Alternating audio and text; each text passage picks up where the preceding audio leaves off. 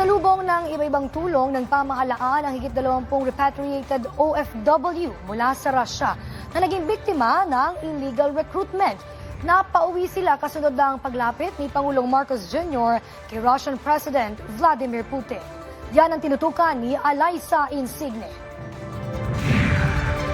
Balik Pilipinas na ang 24 na overseas Filipino workers na na-detain noon sa Russia matapos mabiktima ng illegal recruitment. Ang kanilang pagbabalik Pilipinas, isa sa resulta ng pulong ni Pangulong Ferdinand R. Marcos Jr. at Russian President Vladimir Putin sa Kazan, Russia noong nakaraang linggo.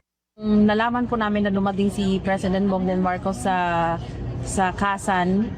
Sabi ko po doon sa room talaga namin, Lord, ihulog mo na po ang miracle ngayong nandito po yung presidente namin sa Russia. Grabe po ang saya namin. Overjoyed po kami lahat. Nagsisigawan, nagiiyakan.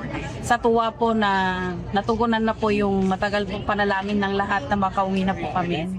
Sir Bongbong Marcos, maraming salamat po dahil yung pagpunta niyo po sa Russia, yung po yung naging sagot ng pag-uwi po namin dito sa Pilipinas. Kasama sa mga sumalubong sa kanilang pagdating dito sa Pilipinas nitong weekend ay sina Migrant Workers Secretary Hans Leo Kakdak at Foreign Affairs Secretary Maria Teresa Lazaro.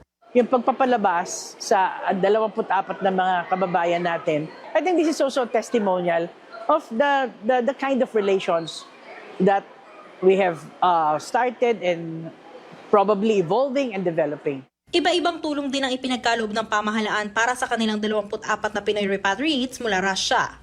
Ang isang direktiba rin ng Pangulo ay tulungan sila sa pangkalahatan. So merong employment or livelihood assistance na pwedeng ibigay sa kanila, ilalaan yan for the next few days. Aalamin din ng DMW kung paano na biktima ng illegal recruitment ang 24 na ito. Sa Klewa, ang susuklayin natin maigi nito,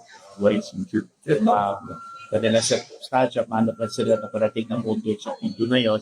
Kasi meron kailangan masok po dito illegal recruitment o human trafficking activity ay kailangan natin bibigyan ng lunas ito.